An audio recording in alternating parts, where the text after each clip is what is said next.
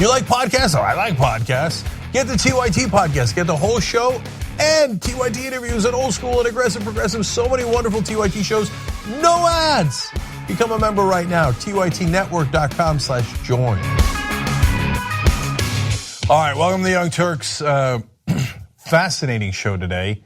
We are going to have a story about Wikileaks. You guys might have already seen some of it, but we might have an interesting debate on the issue. Anna's going to come present that story in a little bit, and her and I might disagree, and perhaps wholeheartedly. That ought to be fascinating. And then there's a question of Jeff Sessions. Is he trying to open up a political investigation of Hillary Clinton? Well, that's not as clear as a lot of people have made that out to be, and that's going to be interesting. Now, come on, aren't you slightly curious who's going to be on the side of WikiLeaks and who's going to be against them? Interesting. That's a little bit later in the program. And then devastating news about John Travolta and more revelations about Roy Moore and what the Republican Party is doing about it. Man, at Moore, you read the stuff that he did, it is just, he's a predator, that's all he is. And a guy who did something similar to Roy Moore, did he get prison time in Alabama? And how much prison time? That is an amazing story. So big show up ahead. But first, I've got exciting announcements about Just Democrats. These are always fun, right? And there's more to come. But let's go do it right now. We have 4 new Justice Democrats, bringing the total to 32. Man, we are not playing around. And these are some excellent candidates. Wait till you get a load of these folks. I want to show you the new slate now. It includes the 2 senatorial candidates, Allison Hartson in California and Paula Jean Swearengin in West Virginia. But the 4 people with the yellow tabs are the new candidates that I'm going to tell you about right now, and you're going to love them. Okay, first of all, if you want to contribute to those 4 new candidates, justdemocrats.com/2strong. And as you're going to see, some of them are going to win. And I love that they're on our team. So let me show you the first one. Antoinette Cedillo Lopez. She is running in New Mexico's 1st district. So what's her story? Well, she was executive director of Enlace Comunitario. That was an anti-domestic violence nonprofit that serves all of central New Mexico, but also does outreach to the Latino community to make sure that they're okay. She served as a law professor at University of New Mexico for over 27 years. But here's the thing, she's gonna win.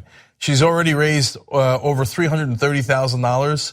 She's a leader in this race. She is a true progressive. She is endorsed by Raul Grijalva and Jamie Raskin, 2 progressive lions in the House of Representatives. The current representative there is Michelle Lujan Grisham, but she's stepping down. So it's an open seat. It's Democrat +7, which means Democrats are very likely to win. So there's no excuse for not having a progressive, strong voice in that seat. Oftentimes, the Democratic Party will make excuses about, but no, we had to make sure it's a purple thing, or we had to make sure that this corporate Democrat won. No, she's the leader in the race. She's got the most money in the race, taking away all excuses. And you guys contribute to her, you volunteer towards her, and you're gonna put her over the top and she's gonna win. So we're gonna get these people in Congress. This is what change looks like. Just one of the 4. But first, let me just give you her quote, because I loved it. She said, "I am honored to become a Justice Democrat and have their support in our fight to deliver progressive change for the working people of this district. With their help, we will continue to build our campaign's momentum and develop the grassroots movement needed to win in 2018. That is exactly right. So support Lopez. Let's get a real progressive in New Mexico there. So she's the leading candidate, and it would be wonderful if she was in Congress. Remember, Just Democrats are the uncorrupted. No corporate PAC money. Okay, so you can trust her that she's going to do the right thing. She believes in the Just Democratic platform, and she believes that you need to be a strong progressive and not serve the donors. That's why it's your small donor money that makes a difference. Now wait till you get a load on the next guy, James Thompson. So if you don't know about James, he nearly pulled off a miracle in Kansas. He was running against Ron Estes, who's a Republican there. and that seat was a 20-point Republican advantage in the middle of Kansas. So everybody said, "Oh, that's not possible," and it was a special election to replace one of Trump's appointments, and he only had 80 days. He had no name recognition. It's a 20-point lead for the Republicans. He came within 6 points in just a couple of weeks with no name recognition. This time, he's coming loaded for bear. He's got over $907,000 already. He's the leading candidate on the Democratic side. He almost caught the Republican last time. This time he's going to finish the job because he's now got a year to campaign. People know his name. People are behind him. Our Revolution is supporting him. And now he is a Justice Democrat. Let me read you his quote. "I'm honored to join the Justice Democrats. My campaign is focused on the people first policies our party needs to uphold.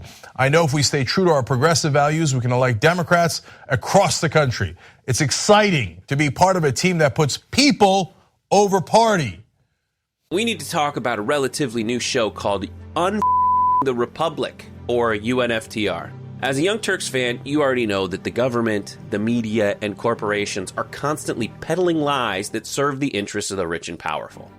But now there's a podcast dedicated to unraveling those lies, debunking the conventional wisdom. In each episode of the Republic, or UNFTR, the host delves into a different historical episode or topic that's generally misunderstood or purposely obfuscated by the so-called powers that be. Featuring in-depth research, razor-sharp commentary, and just the right amount of vulgarity, the UNFTR podcast takes a sledgehammer to what you thought you knew about some of the nation's most sacred historical cows. But don't just take my word for it. The New York Times described UNFTR as consistently compelling and educational, aiming to challenge conventional wisdom and upend the historical narratives that were taught in school. For as the great philosopher Yoda once put it, "You must unlearn what you have learned." And that's true whether you're in Jedi training or you're uprooting and exposing all the propaganda and disinformation you've been fed over the course of your lifetime. So search for UNFTR in your podcast app today and get ready to get informed, angered, and entertained all at the same time.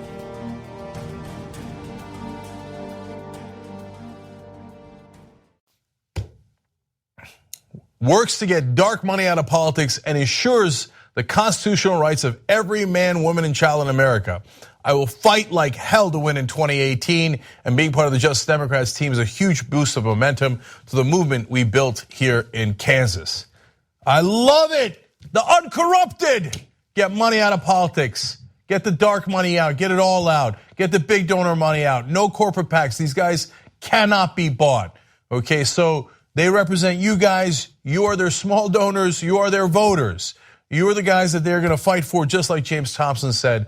If we win in Kansas there in a seat that was that heavily Republican, there's no end to where we can win in America. And he's this close, put him over the top, and he could be a congressman and shake up the whole Congress from that area. So go to thejustdemocrats.com overall, check out all their websites. I want you to, and we'll have links to all their websites in the video description box below. And justdemocrats.com/2strong to make sure that you guys, that's also will be in the link down below, to make sure that they have enough small donor money to win. Wait till you get a load of the next guy. This guy's a world beater. His name is Kanyela Ng. He's Hawaii's 1st district. This guy's amazing. He's 28 years old. And wait till you get a load of his history, okay? So he's launched on Monday. He's the first one. This is going to be an open seat as well. Hawaii is heavily, heavily Democratic. Colleen Hanabusa is running for governor, so that's why it's open. He's the leader in the race, and he is a super strong progressive. Let me show you some of his accomplishments already. He passed same-day voter registration for the first time in Hawaii. How's that, man? There you go. Get people registered, get them to vote. Building Hawaii's first 100% renewable energy high school. I'm going to remind you, this guy's 28. How did he get all this stuff done? Wait till you hear the story of what he did in his first election. He helped to legalize industrial hemp to phase out big business sugar plantations. He fought to democratize farmers' water access, serving as the youngest chair of the Ocean Marine Resource and Hawaiian Affairs Committee. Unreal. So how did he get in office? He started running when he was 22, but he had no chance because he was in the one state district in Hawaii that was heavily Republican. In fact, it was represented by a Tea Party guy, a Tea Party Republican. And this guy has no money. He worked literally in the pineapple fields growing up, came out of poverty. So native guy, Hawaiian through and through. How did he do it? He literally climbed gates. He knocked on, are you ready for this?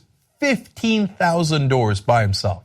This time around, you're gonna help him, okay? He's gonna have volunteers, he's gonna have your donations, you guys are gonna do it together. But wait, how did he beat the Tea Party Republican if this is the one Republican area of Hawaii? Not only did he beat him, you wanna see what the score was at the end in the 2012 election? At the age of 23, he got 61%, and George Fontaine got only 35%. That was the incumbent. He crushed the incumbent in a race they said he had no chance of winning. You run as a strong progressive. He ran as the strongest progressive in Hawaii, okay, against a guy who had won the district as a Tea Party Republican. If you run as a strong, uncorrupted progressive, there's no end to what you can accomplish. That's exactly what the Justice Democrats are about. In fact, I love his quote. He said, "I'm a Justice Democrat because I believe that when Democrats put people before profits, reject big money corporate corruption, and fight for working families, we win. I was first elected in 2012 at 23 years old by taking on corporate establishment in both parties. I personally knocked on 15,000 doors and won by a landslide despite being grossly outspent." By the way, I should pause here to tell you know how much he was outspent? 10-1. His opponent, an incumbent, outspent him 10-1. But he outworked his opponent. He went and knocked on all those doors over and over again, and he won. Man, it's an amazing story, but let me keep going with this quote. He said, "I've been a Justice Democrat before it was even a thing. I have earned establishment-induced battle scars to prove it. Standing together, we will take our progressive values to DC, shake up the establishment, and return the Democratic Party to its progressive roots." What did I tell you guys? You're gonna love these candidates. They don't take any big corporate money. They work for you, and they are warriors. That's exactly what Kaniela Ng is. Last one from today's announcements is Samina Mustafa. She's running in Illinois' 5th district.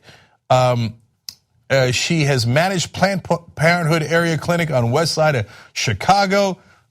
She's not running away from Planned Parenthood like some establishment Democrats. She's running towards it. She worked there. She also founded Hand Her the Mic. It's a dedicated to empowering women of color through comedy. And the list goes on and on. Now, in that district, you already have a Democrat. His name is Mike Quigley, but he's against Medicare for all. And he's almost completely inaccessible to his voters. And most of his funding comes from super PACs and corporations. That district is D plus 17. You know what that means? The Democrats have a 17-point advantage there. Why do we have a corporate Democrat who won't even talk to his voters in a district like that? The Republicans would never tolerate it.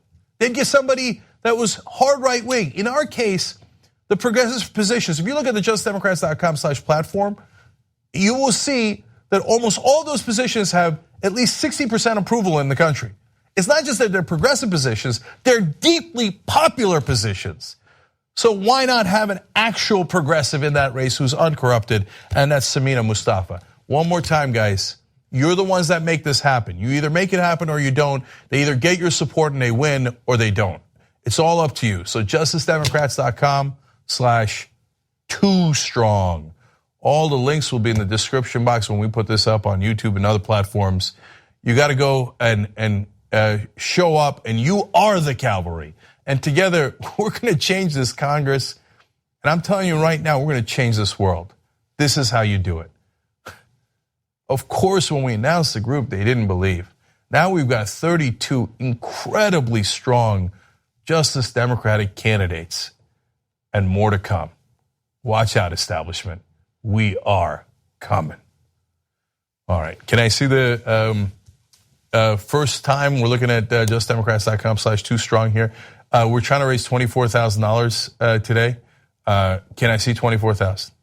We start with 2,648. Can I see 24,000? Look, 24,000 is not much to ask for, okay?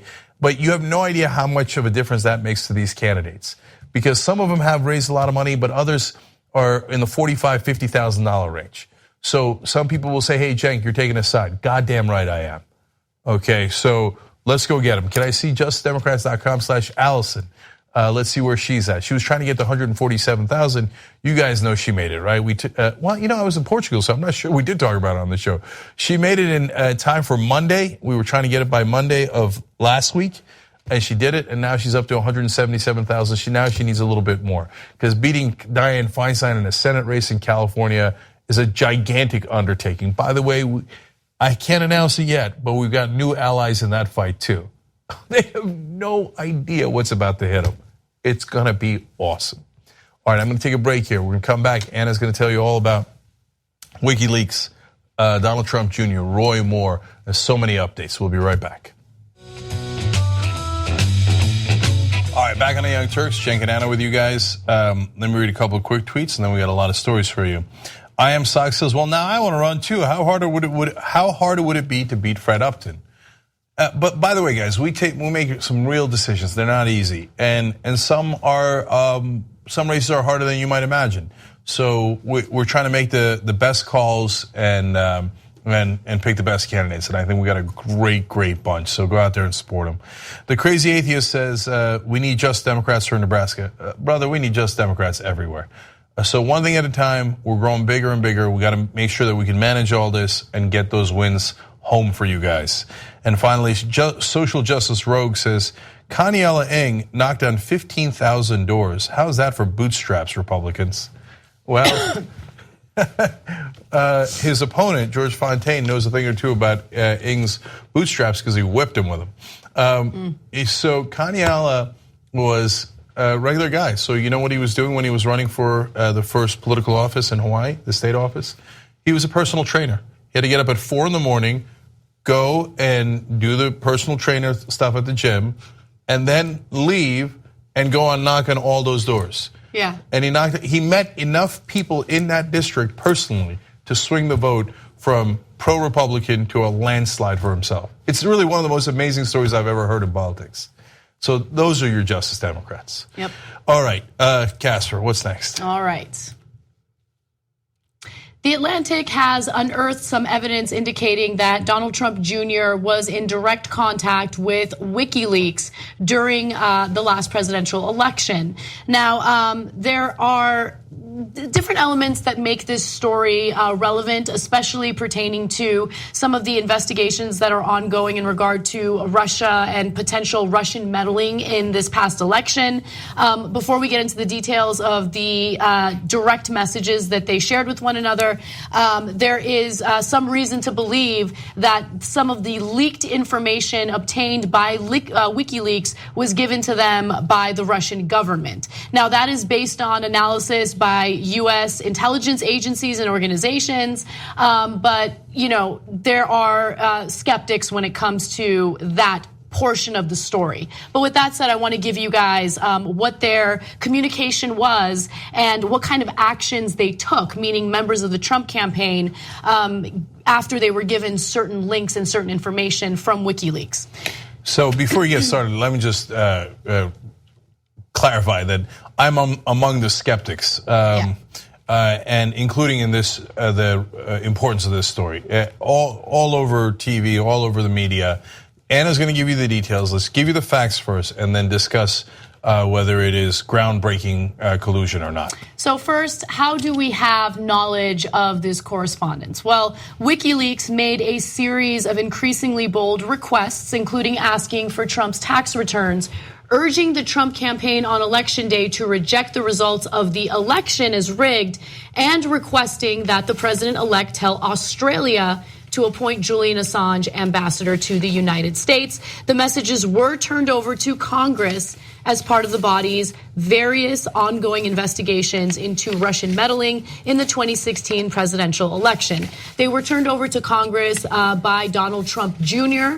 and his lawyer, and they are cooperating with the investigation, so credit where credit is due, but that is where this information is from, and The Atlantic obtained this information and reported on it late yesterday. So here's where it all began. The first message sent to Donald Trump Jr. was September 20th of 2016. And in that message, someone from WikiLeaks, we don't know exactly who it was, essentially let Donald Trump Jr. know about an anti-Trump website.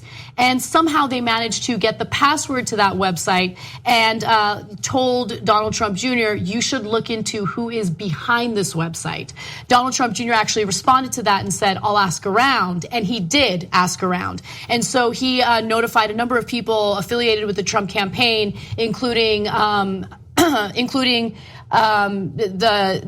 son-in-law, Jared Kushner, a number of campaign officials, and through that, they forwarded the information to one another. Kellyanne Conway, Steve Bannon, Brad Parscale, and also Jared Kushner, as I mentioned earlier. I think among these revelations, there is one relevant one. This one is among, in my opinion, completely irrelevant ones. So there's a website, we told you about it and you looked into it. Whoop-de-doo. That you could have found out about the website in 1,000 different ways. The New York Times could have called him and said there's a website, and he could say, I look into it.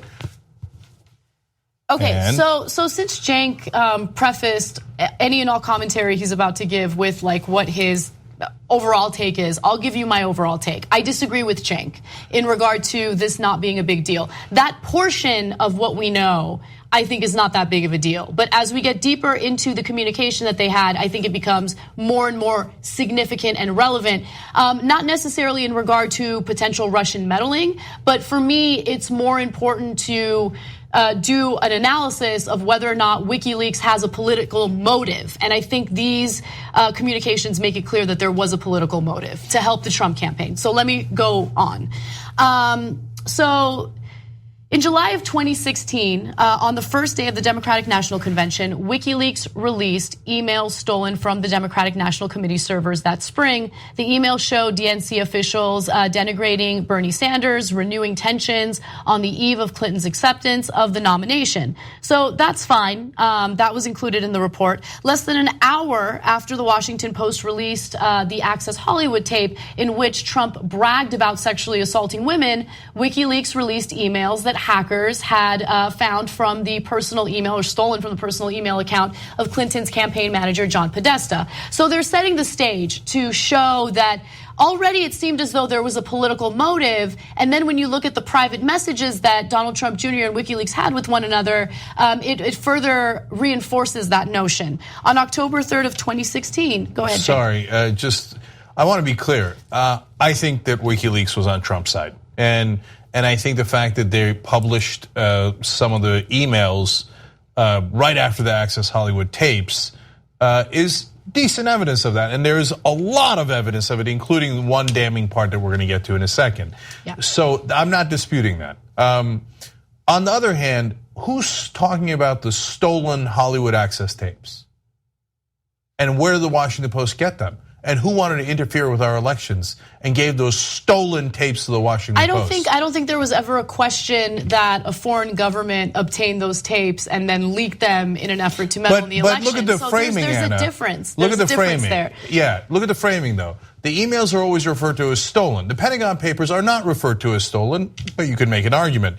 The Hollywood Access tapes are not referred to as stolen ever by the media. But where did they get them from?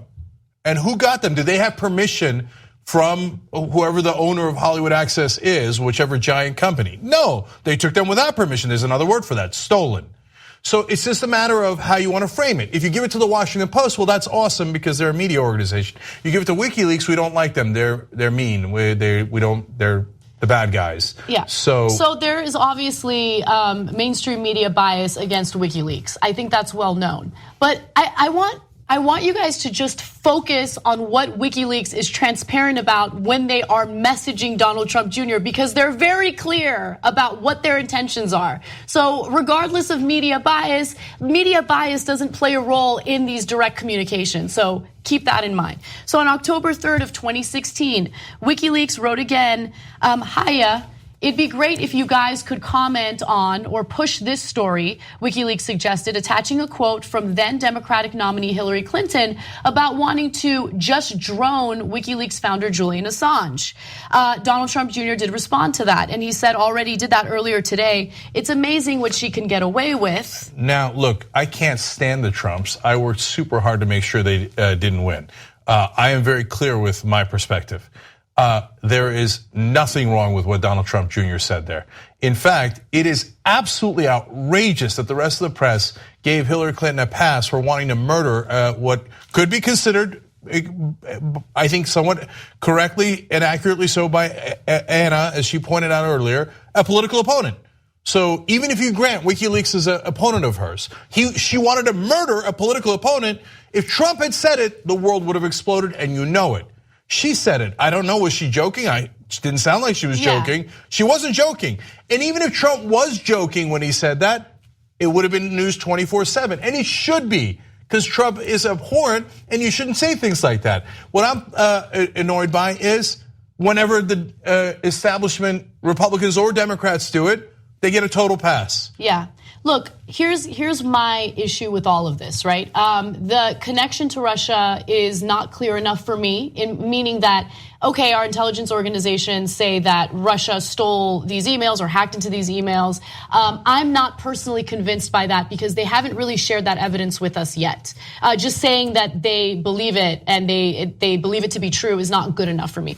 But that being said, for me, what this story communicated was WikiLeaks is not some journalistic organization, which, by the way, I was supportive of WikiLeaks even after all of this Hillary Clinton stuff came out, because my view of them was they obtain damning, evidence that speaks truth to power, and they leak it. And they're, to say that there are never any political motivations or biases is naive, right? But I did not have proof of how deep the bias was during this past election. And I think that's relevant for people who are looking at an organization as like WikiLeaks, thinking, hey, this is a credible organization that has no political bias. Clearly they did, and there's a lot of evidence here to prove it, which unfortunately we haven't even gotten to yet. So let me get to that. Hold on, but I gotta wait. I agree and disagree in parts. So the part I agree with you, and I'll go even further, is that even Mike Pompeo, Trump's CIA director, not Obama's, Trump's CIA director, says that he thinks there is a connection between WikiLeaks and Russia.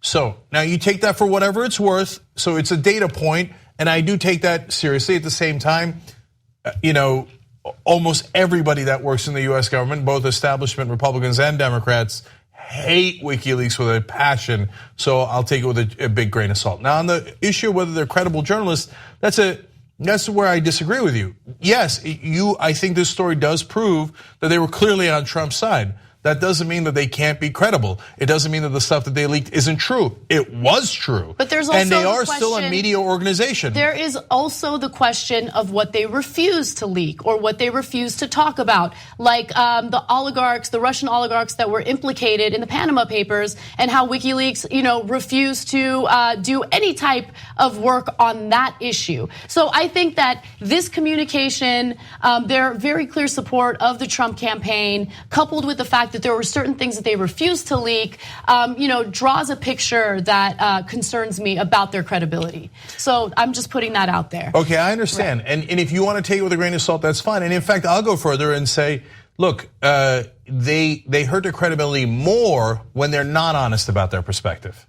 At TYT, we frequently talk about all the ways that big tech companies are taking control of our online lives, constantly monitoring us and storing and selling our data. But that doesn't mean we have to let them. It's possible to stay anonymous online and hide your data from the prying eyes of big tech. And one of the best ways is with ExpressVPN. ExpressVPN hides your IP address, making your active ID more difficult to trace and sell to advertisers. ExpressVPN also encrypts 100% of your network data to protect you from eavesdroppers and cyber criminals. And it's also also easy to install. A single mouse click protects all your devices. But listen, guys, this is important. ExpressVPN is rated #1 by CNET and Wired Magazine. So take back control of your life online and secure your data with a top VPN solution available, ExpressVPN. And if you go to expressvpn.com/TYT, you can get 3 extra months for free with this exclusive link just for TYT fans. That's expressvpn.com/TYT. Check it out today.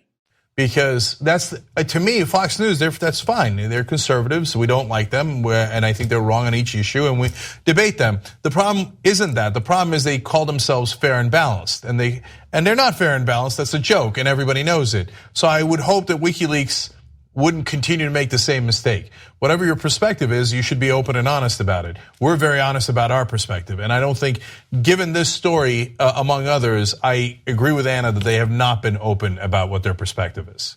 So let's give you a little bit more of their communication. So at one point, WikiLeaks sent to Donald Trump Jr., strongly suggest your dad tweets this link if he mentions us. WikiLeaks went on, pointing Trump Jr. to the link WLSearch.tk, which it said would help Trump's followers dig through the trove of stolen documents and find stories. There's many great stories the press are missing, and we're sure some of your followers or follows will find it. By the way, just released Podesta emails part 4. Then, just 15 minutes after that message was sent, Wall Street Journal's Byron Tao pointed out that Donald Trump himself tweeted, very little pickup by the dishonest media of incredible information provided by WikiLeaks, so dishonest rig system. So, in that case, does it show that the Trump campaign is communicating with WikiLeaks? Yes, of course. He didn't randomly do it 15 minutes later. He did it because of that communication with WikiLeaks. But the stuff was public anyway, and have journalists sent out their articles to the people that they wrote about in hopes that they would be shared on social media? Almost every time, every day. So if any other journalist said, hey, here's the article I wrote about you or about someone else and sent it to you, it would be the biggest no big deal of all time. When it happens with WikiLeaks, oh my God, they wanted their link publicized. Of course they wanted their link publicized, so does everyone. Right. So look, I agree with you on the surface, right? So if it is proven that they did not obtain their information from Russia and there wasn't Russian meddling, then you're absolutely right. WikiLeaks should not be treated any differently than any other media organization. But the concern here is that a foreign government is meddling in our election process. And if that is proven, I think that, these types of communications are relevant. I want to be really clear about this. And I know that it's a tough distinction, but I think it's an important one. If Russia says, hey, I stole these emails, Trump, would you like them? I think that's a giant problem. And I've talked about that in the past many times on the show. That is a real issue, and it has legal ramifications, and it should be thoroughly investigated, and I'm thrilled that they're investigating them, okay? But Russia or anyone else gets access to information, passes on to someone in the media. Russia didn't get access to information. They stole and they hacked. Whatever. Daniel Ellsberg stole the Pentagon Papers, and people will find that outrageous. But he got them without permission and gave them to the New York Times. Almost every single leak is without permission given to a member of the media, and we never complain about that. You'd have to arrest 3/4 of Washington if those are all stolen. You're talking about American whistleblowers or American leakers. We're talking about the influence of a foreign government possibly having an impact on our election. So that's what makes it different, right? So if Canada somehow got some information and it was super relevant to the American people, should the New York Times print it? My answer is absolutely. And so if you don't agree and you say, no, Canada, Russia, no, New York Times should suppress the information because it came from a foreign government, either one that's friendly to us like Canada or one that's not friendly to us like Russia. Okay, those are all fine points of disagreement. I say they should publish it because the American people have a right to know. I think there was incredibly valuable information in those emails, and I don't think the Russians should have stolen it. I don't think the Trump people should have worked with the Russians. Those are legal issues, okay? But when you give it to a media organization, yes, the media organization has every right to print them. All right, so let's move on to, by the way, 2 days after they shared that link with Donald Trump Jr., he also tweeted it out. Again, the link that was provided to him by WikiLeaks. Now, moving forward, let's go to graphic 23. On Election Day, November 8th, 2016. This is when things get interesting. WikiLeaks wrote to Donald Trump Jr., "Hi, Don, if your father loses, we think it is much more interesting if he does not concede and spends time challenging the media and other types of rigging that occurred, as he has implied that he might do." So that is, honestly, it riled me up more than I expected it to, because that is going to lead to complete chaos and turmoil in the United States, and you're now pushing for that, right? And you are now undermining and questioning the election process. And by the way, rigging is an interesting word used in this context. The DNC was dirty as hell. There is no denial of that whatsoever, especially on this camp. What they did to undermine Bernie during the primaries was clear, and I do think it's important that the American public was aware of that. So I was fine with those leaks 100%. However, there is no evidence to indicate that votes were changed or that voting machines were hacked into or that, votes were, tampered with in any way, shape, or form. To me, that is rigging. Manipulating and rigging are two completely different things. And just this constant narrative that was coming out during the election about rigging. There was no rigging. There's no proof of rigging. Manipulation by the DNC in order to undermine Bernie Sanders, absolutely there was evidence of that. But rigging, I mean. Look, let's not get sidetracked here, because now you're gonna get me on a warpath on that. Everybody has a different definition of rigging. And so people just keep assuming that the other person has the other definition of rigging. Some people mean rigging means the DNC picked one side and helped that side. That definitely happened, definitely. The DNC chair admitted it. Some other people legitimately think rigging, that word, means actually changing votes. There's not nearly enough evidence. People will say, oh, I got the snapshot on, no, nobody's ever proven that, okay? So I don't want to get sidetracked on that, and that drives me crazy when people make declarative statements about what the word rigging means. Anyway, on this issue, that particular communication with Donald Trump Jr., it is damning. WikiLeaks, by saying you should not concede the election if you lose, and you should challenge it. Number one, it clearly shows that they have a perspective, and it might be fine to have a perspective, but they were pro-Trump. Now it is absolutely clear. And by the way, you could say, hey, if the Democrats wanted to imprison you or do God knows what else to you, and in the case of Hillary Clinton, maybe murder you, you might be pro-Trump too. Okay, but they were pro-Trump. That's fine, but they were pro-Trump. That communication clearly proves it. Okay, and by the way, like I said, it's okay to have a perspective. So they were pro-Trump, but they should be honest about it. And they're not, okay? The second reason why that's damning is, wait, why do you care if the election's already over that he not concede? That sounds like you want an absolute mess. Mm-hmm. And you don't care if he actually won the election or not. You didn't say if you think you won the election, you shouldn't concede. You said you shouldn't concede no matter what. Which then, to me, says, oh, God damn it, did you work with the Russians? I mean, is it not just that you got access to emails either through the Russians or somewhere else? It's that you actually worked with them because the Russians want to cause a mess here. That is now absolutely proven. They had the troll farms. Not only did they do all these different things in the election, but outside of the election, years before the election, they would set up Facebook accounts that were seemingly liberal and seemingly conservative. They would try to get us to fight. They were trying to rip us apart. What is a good way to rip us apart? Don't concede the election and say, no matter what happened, I'm going to fight anyway. Why is WikiLeaks saying that? If all you care about, hey, you got a perspective and you think Donald Trump is wonderful and you want him to win, that's one thing. You want to rip the country apart for what reason? Well, I know the Russians want to rip us apart because that's already on the record in all the different ways that have been proven that they've been trying to do that. So to me, that particular message is actually really damning for WikiLeaks, and it's an absolute shame because they publish really valuable information. And I wish they would just do that. And again, I don't even mind if they went an extra step and had a perspective, but to not be honest about it and then to potentially work with the Russians to try to split us apart, God damn it, why'd you do that? And so it's just, and by the way, that is not conclusive, but it is an important piece of evidence, and denying that it's important is ridiculous. It is important.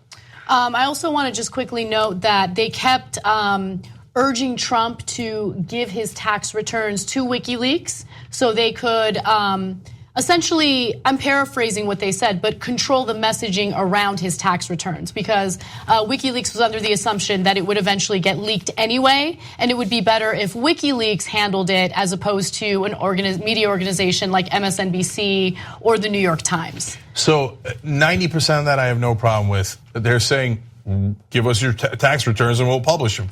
Every single media organization would have done likewise.